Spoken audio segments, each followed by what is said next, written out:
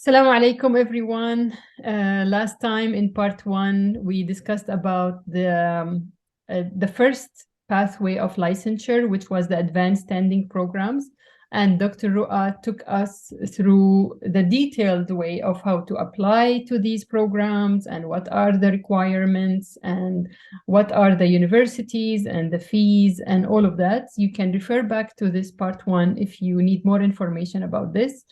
And now in this part two, we will continue with the different pathways. And the first pathway that Dr. Roa will share with us is the residency. So take it from there, Dr. Roa. Thank you. Thank you. So like we were discussing, there are multiple ways where you can become licensed in the US. Here, I'm going to be talking about residency programs. So there are multiple residency programs that are accredited in the US. A lot of these actually, so I counted these, there are 14. I remember at some point there were only 9 in the US that were accredited, but now you can get your degree in radiology, pathology, surgery, ortho, pediatrics, and all of this list right here. Orofacial pain is also something that is relatively new. So you have a wide option or wide list to choose from. And I do want to mention that certain schools sadly do not even consider foreign trained dentists to begin with. So you are not even eligible to apply to certain programs. Everything will be mentioned on school websites. But that is something I definitely came across, that some schools will not accept you if you are foreign trained, and they specifically want either US or Canadian trained dentists. And just referring to what we mentioned in the previous video, so if you were foreign trained, but you got your advanced standing, you would be allowed to apply to these programs because you will be considered CODA accredited or a US graduate. Another thing is some schools require you to be a US citizen. So I remember at some point I was looking through residency programs because I was considering applying, and a lot of the schools wanted me to specifically be a US citizen. So that really limits kind of the available options that you're going to be able to apply to begin with. And lastly, I just want to touch on the competition with these programs. So I know a lot of people that do get into residency programs in the US, but the majority, don't quote me on this, but this is just what the people that I've met and heard about. A lot of them are PROS residents or enrolled in AEGD programs or GPR programs. We will talk about the other options in the following slides, but it is very competitive. So the reason some people go for advanced standing programs before applying to specialty is because it puts you on the same level, kind of more or less, as the traditional students, and helps increase your chance of acceptance into, let's say, oral and maxillofacial surgery or ortho, because those are definitely more competitive. Dr. Lena here is an ortho specialist. Alhamdulillah, she was able to do it, mashallah, without going through advanced standing. So like I said, it is a general rule. Some people do it. And if you set your mind to it, you can, but it will take a lot more effort and work and maybe time.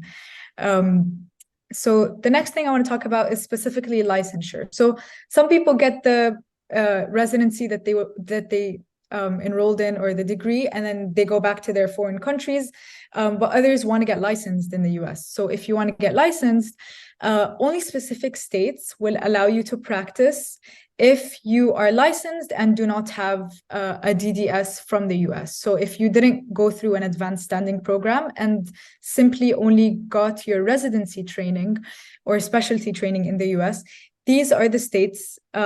This list was last updated in 2020, so I always recommend that you go back to state boards and check.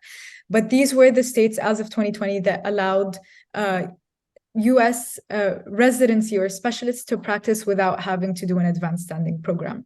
Another thing to note is there is something called licensure by credentials that we mentioned in the first video. So if you want to broaden and basically increase the list of states that you're able to practice in, after practicing in these states for 5 years, it opens up more states for you. And 5 years is also variable. It depends from state to state. Another thing is, the next option is dental public health programs. So it is a residency. under the umbrella that we were just talking about. But I did notice when I was looking through programs that, first of all, dental public health most likely will not include clinical training as part of it. It is a public health program that most of the time requires you to have a previous MPH program or master's in public health prior to even applying to this program. So that's just something to keep in mind. You may face issues if you want to apply directly to dental public health without having an MPH program already in hand. Also, there was limited information available when I was trying to research this topic, but thankfully not a lot of schools have this program to begin with, so it is a short list of schools that you'll be having to read through. There are only 15 schools nationwide, and I included a link in the last slide of this presentation where you can filter it by the specialty that you're interested in, and it'll give you information for every faculty or the admissions committee that's in charge of that specific program. So definitely reach out to them, reach out to the state that you are interested in. And there are two states I just want to mention briefly. Texas does not require you to have clinical training as part of your degree. So if you received a dental public health program, dental public health residency or specialty training in the US, you can be eventually licensed in Texas, even if you didn't have that clinical training as part of your program. And another thing is Washington, prior to 2018, if you received this degree, you are allowed to practice in Washington. If you received it after 2018, then sadly, no, they require, after 2018, they started requiring that you have clinical training. So that would not be applicable anymore. Mm. So yeah, I want to add a few things about this since we are talking about residency. First one is about, like you said, for example, ortho is very competitive. And I would consider myself to be really lucky that I was given that opportunity to join University of the Pacific at the time. But one thing to mention is when I initially applied, the first thing that they felt I was weak in was research. Because again, I'm coming from University of Jordan. I don't have, in University of Jordan, unfortunately, they don't give any research background. I mean, first of all, the program is very dense by itself into finishing, dental school and becoming a dentist in 5 years. That by itself needs a lot of, theory and clinical time. So there wasn't time for research. So when I came here, immediately they said, if you want to be considered even your application, you need to come and volunteer or be an associate fellow in our craniofacial genetic lab. So I spent a year before I even applied just to gain some of this, what they call wet lab experience. So some kind of lab experience or some kind of research experience that they require. And initially, I didn't get it, why they are so much focused on this. But then as I matured more, I understood that this will be my thesis, and the master program. So I will need to have some kind of a research background so that I can read and write, the papers and be able to do the lab work. So they wanted to make sure that I do have those skills under their supervision before they even consider me as an applicant. So this is something I always get asked for, like, how do I strengthen my application for specialty? I would say involve yourself in research. Whatever research you can get yourself in, even if it's not related directly to the specialty you are interested in, let's say whatever, ortho or pros, whatever, but some kind of research. I mean, involve yourself into that will definitely increase your chances of being accepted. The other thing, having some kind of training related to that specialty, like let's say if you work, let's say in helping an orthodontist in their clinic and you are interested in ortho, so you have acquired the skills of tying and untying the wire and looking at cases, and you are in this field, that by itself adds to your CV. Even we have some applicants who are already foreign trained specialists that would apply, that even give more leverage. Like, if I am the director of the program and someone is coming with already being an ortho specialist in their country, they will cruise quickly in my program, right? They will be a totally additional value to the program because they will be a very well qualified student, and many times they will consider that to be a very high candidate. So things like that are things you want to consider when you are applying for any residency program in the US. Research related experience or previous specialty in your country. Now, the other thing I want to mention is, and I just want to open door for you for research on this topic. Don't quote me on this, which is the orofacial pain program. I joined the orofacial pain program in 2017 with the University of Southern California. And I was still living in Dubai, and it is a hybrid program where you are able to start it in your country and just come for boot camps in the summer. Now, orofacial pain specialty it became in 2020 a CODA accredited, specialty. It became a specialty that is listed, which wasn't the case before.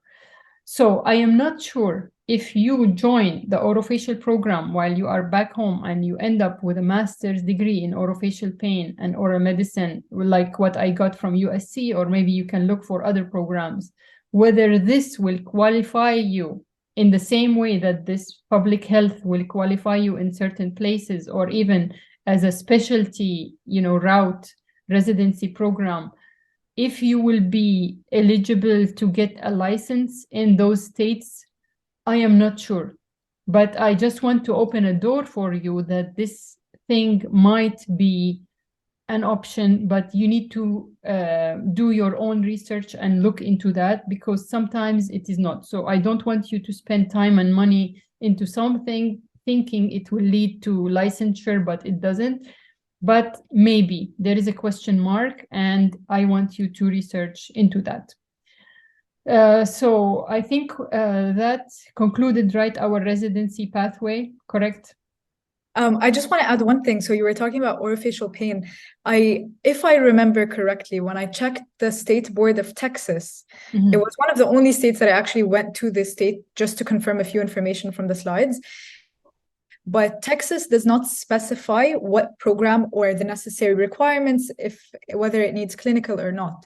It just says that it needs to be a 2-year long at least program from a CODA accredited university or school. So I'm almost sure that Texas will accept orofacial pain. But like Dr. Lena said, always reach out to the program, to the board, the state boards. Everything is listed in the last slide. Everything is also on their websites if you click the links that I have made available. If not, definitely reach out through email or by calling the state boards just to make sure. Exactly. Yeah, because things are changing a lot, and I noticed the changes are happening a lot after 2020, and they are leaning more towards easiness rather than hardness in terms of, pathways. So hopefully that would help you. Like if someone is thinking and, they don't have the immigration status to be in the States, so maybe they can spend some time doing the orofacial pain while they are back home. By the time they get their paperwork, I mean, it can open up doors for you while you are still in your home country. Just to piggyback on what we were talking about, licensure through residency involves many different ways, and you can go through many different residency programs. 2 of those programs are AEGD and GPR. And the reason I included them in a specific slide on their own is because certain states will accept them as a means of getting your licensure beyond just considering it as a specialty. So the states that accept GPRs and AEGD programs as a means of getting licensure are these listed below right here. 1 year of GPR and AEGD, is accepted in only Virginia. All the other states, Florida, Indiana, and the rest of them require that you are enrolled in a 2-year program. And just to briefly talk about the difference between them. So AEGD stands for Advanced Education General Dentistry. GPR stands for General Practice Residency. The difference is AEGD is mainly clinical-based dentistry. So sometimes it's a affiliated with a university, other times it's not. But it is focused on dentistry that you would see as a general dentist. GPR programs are more hospital-based, so it's ambulatory care. So it's more, you deal more with patients that are in the hospitals. You do rotations in surgery, even general surgery, not just oral surgery, emergency care, things like that. So you're more equipped to deal with immunocompromised patients, let's say. Like I said, it can be either 1 or a 2-year program. And a lot of traditional dental students also apply. So people that graduate from the US also apply to these programs. The reason I'm mentioning that is because you are more likely to get into an AEGD as a foreign trained dentist. Number one, or mainly because AEGD is mainly not like a stipend based. So you have to pay tuition for it. GPRs are more stipend based, and you would be recruited as someone that works in a hospital, and you will be getting paid, and that's also a liability.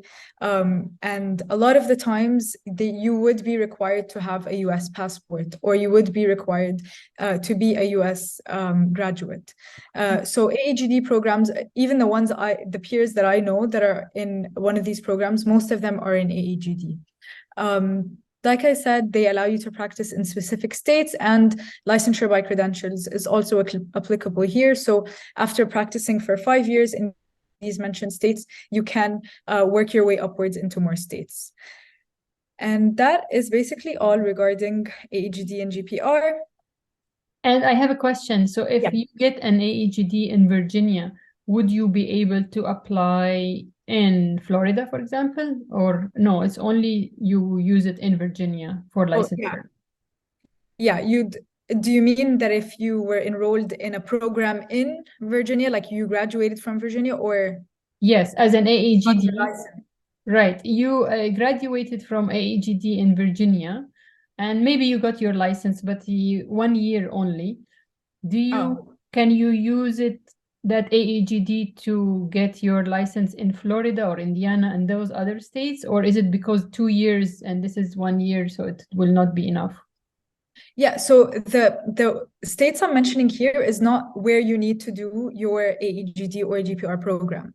So you can do AEGD in New York or California or any of the states that are not mentioned here. The important thing to pay attention to is if you only do, and a lot of the programs that you apply to for AEGD or GPR, they will give you the option to choose between 1 year and 2 year. So if you choose 1 year, you will only be allowed to practice in Virginia, because that is the only state that accepts 1 year programs. But that doesn't mean you need to get that year of training in Virginia. You can get it anywhere that offers AEGD or GPR. I see. Yeah. And then a lot of people, they get into the 1 year program, and then you can request from the university or institution that you're affiliated with to add an additional year. Okay. And I assume these are much cheaper than the advanced standing, right? In their tuition even. Yeah. So AEGD, I don't have a graphic that I can include, but I do know the AEGD for, I think it was University of Florida that I checked, and it was, I would say, $70K per year. So it can be comparable to some schools in terms of advanced standing, but it's definitely cheaper than some. That brings up another point. It's important to know what you want for your future, because in my opinion, if you're paying, you can, with the $70K per year, you can get into an advanced standing program. Exactly. So for me, if you're gonna pay the money and put in the time and effort, it would be more worth going all the way and just applying for advanced standing. But the reason some people don't do that is because advanced standing programs are more competitive in terms of what they look for in applicants. So for some people, and I know people that graduated from my own school back home, some of us were able to get into advanced standing programs. I know one of my friends, she's currently at Loma Linda. She got in from the first try. So it's not impossible. I got in from the second try. I know other people that have also gone in from first try. But what I'm saying is some people didn't get in to advanced standing programs. That's why even though you have to pay to enroll in an AEGD program, sometimes it is one of your only options. Yeah. I thought it's much cheaper. I thought you will tell me like 10 or 20,000. It depends. It depends on schools. I think UConn even pays you if you are, and also don't quote me on this, but this is just something that I think I was told. UConn pays AEGD or GPRs even if they're international. Yeah. You wouldn't have to pay. But it's just important to do your own research and see what schools offer what. Right. And is AEGD something that most universities, dental schools in the US offer? So I don't have an exact answer, but I would think that yes, because so when I was looking through one of the links that I was saying you can filter which residency program you're interested in, the only ones I realized were not offered in most schools were like things like radiology or pathology or public health. Most of the other programs were available in a lot of the schools. Okay. Yeah. That's good to know. Yeah, I didn't know that. I thought it is very, very rare to have AEGD. But yeah, because I only know one of my friends who did it in Virginia back in the 2000, maybe 3 time. Yeah, and she's just in Virginia since then. And yeah, she didn't, I think she was paid at the time. Okay. At that time, yeah. Again, they keep changing their regulations. But I mean, I felt this is perfect for her that she was able to get a license and work with and being paid. I mean, fantastic. Result, yeah, exactly. Great. Yeah, so it's just important to always check the websites because there's no general rule for any of this. True. And here we get to foreign trained specialists. I wish that I could say that you didn't have to go through this entire process, but sadly, it is still considered as foreign trained or internationally trained. It might help you, like Dr. Lena mentioned, when you apply to specific programs. If they see that you're already a specialist, they know what you have to offer. You will be of value to those programs and thus increase your chances of acceptance. But when it comes to licensure, you will still have to either go through an advanced standing program, AEGD, or GPR. And a lot of my peers actually are specialists. Some people are already oral pathologists, others are periodontists. It's nice because we all get to learn from each other. But I know it can be kind of, I wish I didn't have to go through all of this again, but sadly, it's just the way it is here. And yeah, that is basically it. Do you have any questions regarding that, Dr. Elena? No, I know how sad it feels when someone like they have worked their way very hard back in their home country to even become a specialist there, because also there it's probably competitive to get in. And now they think like, oh my God, I have to go through this one more time. Yeah. And I think this is the unfortunate thing about being a dentist in general. Anywhere you have to move, unfortunately, I mean, no matter how old you are, no matter how experienced you are, you have to sit for some kind of equivalency and licensure depending on that country that you are moving to. So I always tell my friends who ask me if they should have their kids go into dentistry. I say, just be aware of this because nowadays people move a lot, move between countries. And if you are a dentist, this is always, a disadvantage compared to, for example, an engineer or, I don't know, an interior designer who can just design anywhere, without needing to go back to school. So yes, it is something unfortunate, but again, remember, whatever you have gained of qualifications in your home country or wherever, it definitely adds for the value of who you are and for your application. So like you said, if you have a periodontist now with you while you're doing advanced standing, I mean, it's great to have someone who have more knowledge in certain field that you can reach out to, and they add so much value to the class harmony and to the discussion.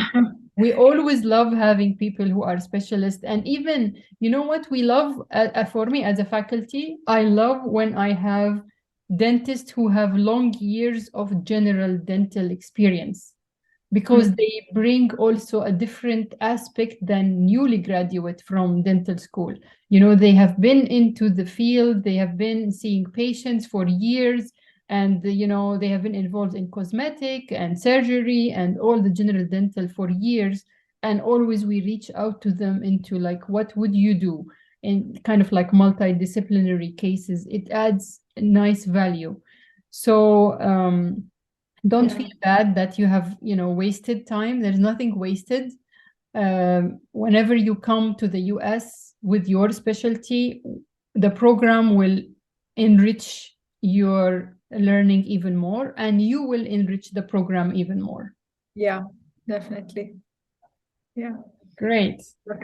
And I think we will finish with one more slide. Yeah, we have just one more thing about immigration status. Yes, and I want to start with that question because this is a frequently asked question I got from my, you know, people all the time. What about my immigration? And I mean, it's important when you are starting the research about getting your dental license in the US that you split the two fields separately. Like the dental license issue by itself and the pathways to equivalent that is one thing, and the immigration status is another separate thing that you need to look at. Because, for example, if you are newly married and you move to the US with your husband, that will take care of this immigration status issue for you because you are already in the US, and now all what you care for is what are my pathways, versus someone who is wanting to come, you know, from a foreign country and they have nobody here. So they need to be aware of the immigration status as well as the pathways. As now Dr. Roa will discuss what are the requirements for immigration status if you are coming, you know, just newly to the country or wanting to come to the country. How are you able to access the US as an immigration status? Yeah, so regarding immigration status, like everything else, it is variable from school to another. So some schools will specifically and explicitly say on their website that you must be a US citizen or you must have a green card. For those schools, if you do not tick that box, do not waste your time or effort or the school's time and effort by applying to that program. Other schools don't care what you have. You can be living back home and they will issue the visa for you once you come and you get your acceptance. So when you get an acceptance from a school here in the US, they will send you a form called the I-20, which is a certificate of eligibility for non-immigrant F1 student visa status. So you must fill out this form as soon as the school makes it available for you so that you can start with your visa application process. Besides that, there's really not much to say for immigration because, like I said, it does vary from one school to another. It is important to be mindful of when I said that you should come and try your best to come get US clinical experience or dental assisting. If you do not already have a valid status in the US, you will sadly be unable to do that because the only visa that you can come to the US with during that time will be a visitor visa, and you are not allowed to work or get any experience with that visa. I know some people that were able to get shadowing, but like I said, there will be no patient treatment, no patient interaction, because it is a huge liability for the person in that clinic, because you will simply hold a visitor status. But besides that, I think that concludes everything we have to say. I don't know if you want to add anything, Dr. Lana. No, I think that's it. As I said, depends how you come. I mean, just coming is a different story because many of my followers, their questions are, it's not clear in their head that these are not related. They think by getting an immigration status here, make them get their license. by being a Oh. permanent resident or Yeah. a US citizen. That makes them equivalency easier. I mean, Okay. it's important that you separate these two categories in your head as you're doing your research. Yeah. Yes, very true. Great. And one last slide here, just to stress the importance of always checking state board information, university website information, reaching out. Everything is available in the links that I will include in the next slide. If you follow those links, I have specifically everything regarding the NBDE, the CAPIT application, anything that was discussed previously, everything is linked in the next slide. Always know that you can reach out. I know back home in our schools, we know that, oh, maybe I shouldn't send an email, or maybe I shouldn't reach out because I probably won't get an answer in the first place. But here, everything is organized into a system. If you reach out, there are numbers available, there are emails available and websites available that you can get all your information from.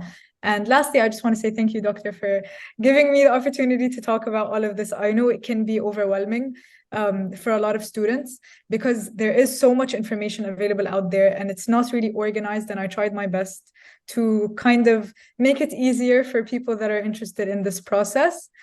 And yes, thank you actually for that. I really appreciate all this effort. I mean, I was nowhere close to 10% of this information, the updated version of that information.